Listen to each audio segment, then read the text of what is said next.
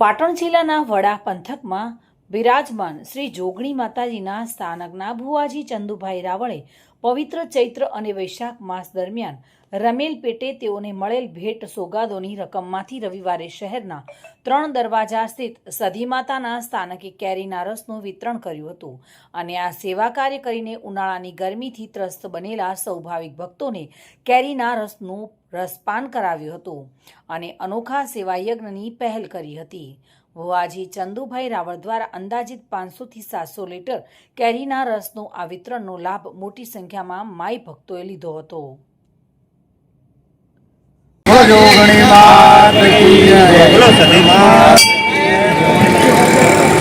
નમસ્કાર મિત્રો, હું ચંદુભાઈ ભુવાજી। આજે તારીખ 17/5/2026 રવિવારના આ ચૈત્ર મહિના અને વૈશાખ મહિનામાં અંદાજે 62 દિવસની રમેલ જાતર, જ્યાં અમને લોકોએ મહેમાન તરીકે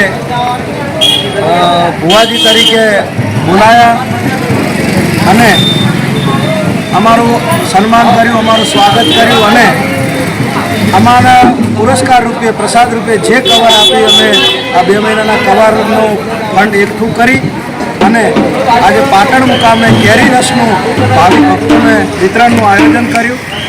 એટલે 3 દરવાજા સધીમાના મંદિરે કેરી રસનું આયોજન, અંદાજે 500-700 કિલો રસ મંગાવી અને ભાવિક ભક્તોને રસ વિતરણ કરવાનો જે મને મોકો મળ્યો તે બદલ હું માતાજીનો ખૂબ ખૂબ આભારી છું। તમે અન્ય ભુવાજીઓને શું કહેવા માંગો સંદેશ?